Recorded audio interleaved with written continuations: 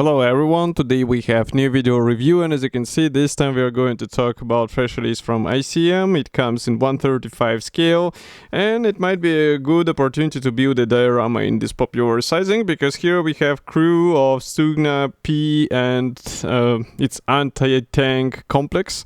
As you can see, there are several figurines and also the missile launcher included.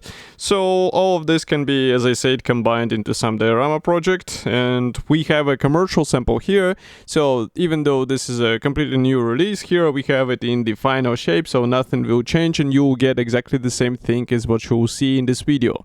And first of all, I have to note that the packaging is not that huge. Here you can see comparison with my hand, and I would say it's a typical size for a figurine set from ICM. Moreover, the kit number is 35750, so you can find this kit just by typing this kit number. And on the side of the box we have also some information about the kit. So as far as you can see, we have 22 parts for assembly of this anti-tank missile system, and also 55 parts for assembly of 4 figures. So quite a package, I would say, especially for this scale. And here you can see from the opposite side, let's say, the profiles for the things which are included here.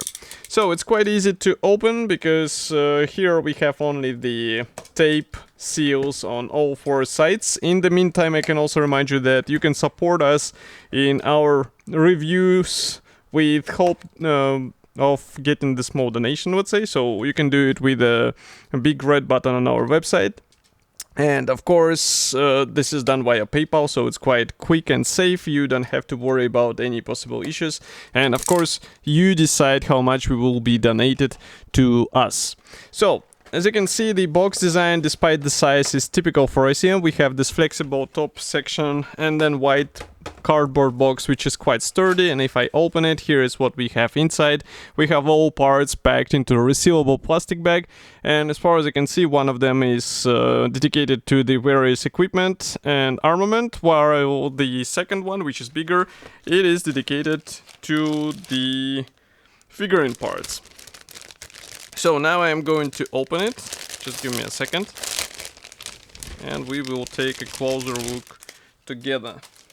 First of all, I suggest we start with the anti-tank missile launcher, because here we also get some weapons as well. As you can see, of course, it's a Kalashnikov rifle and also some other stuff. And yes, the main tube of the launcher will be assembled out of 2 hulls. This is something you will not be able to avoid here, and frankly speaking, I would rather prefer it in one single piece form, but here we'll have to deal with such stuff.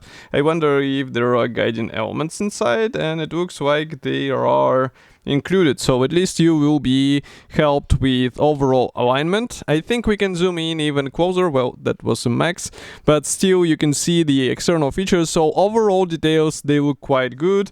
Just to give you an idea of the size of the rifle, here is comparison with my fingertip. So they're not that huge, but still the molding quality, the features on this thing look quite impressive. So it's just a matter of careful painting and you will get a really good result, in my opinion. And again, you can also practice your painting skills, because here, as you can see, it's the rifle molded together with the magazine and grenade launcher, so you don't have to install anything separately. You just separate it carefully, clean it up, and then paint it as it should be painted. While the missile launcher, it should be assembled out of several parts, so here you have to pay attention to the overall alignment and also to the fitment of these parts. Next, we continue with the bigger plastic sprue. So as you remember, we have a second plastic sprue completely dedicated to the figurines, and here we have several figurines in various poses. Of course, all poses are predefined, so you will not be able to change anything. In case you are searching for a variety, this is definitely not a kit. And here you get only predefined poses and also predefined let's say expressions of the faces, and in a few seconds you will see what I'm talking about. So if we zoom into one of the corners of the sprue, we can see the full set of parts which are are needed for the one figurine. And here I would say the parts design and division of the parts is typical for 1/35 scale. It means that we have separate legs, we have also separate hands here, we have also separate head, one piece torso which is molded together with various equipment, and also various minor things which will be added on top of the figurine. And in my opinion, such design is quite clever because it will give you a better control over the features of the figurine, as well as the better control over the painting and weathering, because you can do painting on some items separately and then just install it onto your figurine. So yes, it is useful for 1/35 scale soldiers. Next we continue with the second soldier. Here you can see pretty much the same approach to the design. And here, by the way, you can also notice the facial features of this guy. Note that the helmet is molded separately, and maybe it's the good chance to check it. So yeah, the helmet inside is quite empty, so it is designed to be installed only on the head, and it cannot be left aside because it will not look natural, in my opinion, unless you do some additional modifications. But that's not something for what we get this kit. Note that all body parts, they do not have any guiding elements, so in case you would like to get a proper attachment between these parts, you will have to be careful, and it's really important because you need to get the smooth connection between these parts. So pay attention to what you will be doing. Next we continue with another guy. So here we have a slightly different pose because this guy is depicted in a seated position. Again, we have pre-molded plate carrier, as well as some features of the helmet. As you can see, the straps of the helmet are pre-molded on the face. And also here we have some hands, for example, I think that's the right hand, right? So here we have it molded together with the glove. And here we have left hand without the palm, so it will have to be attached separately. Again, I will remind that pay attention to how all of these things fit together so that you get the natural look and it won't look artificial once you finish the figurines. Here we continue with another guy. So here pretty much the same approach, and what I would like to price here is the overall sculpting level. So this is all of this stuff is coming as an out of the box thing in the plastic kit in 1/35 scale, so that's really good.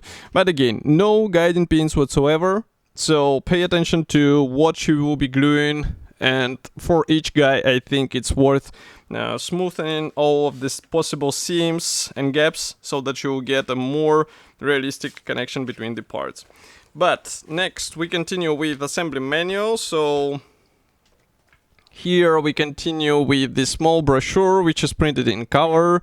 So as you can see here on the first page, we do not have any history note, we have only parts map and paints chart, while inside you'll find the assembly manual for the Stugna-P. As you can see, it is assembled out of several parts. We also have some assembly options as far as you can see, so that will be something to play with. And next we continue with the figurine painting guide. Here it might get tricky because of the digital camouflage, so get ready for this.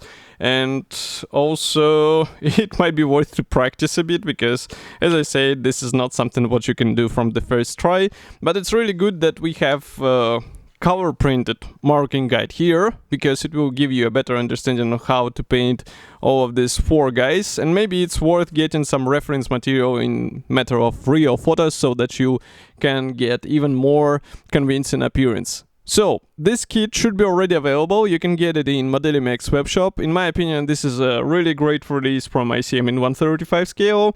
Definitely a perfect candidate for some diorama project. And of course, I will be happy to hear your opinion about such release. Do not forget to write it here in the comment section below. If you like this video, press the like button, subscribe to our YouTube channel, and I will see you in the next video review as usual. Thank you for joining me today, and bye.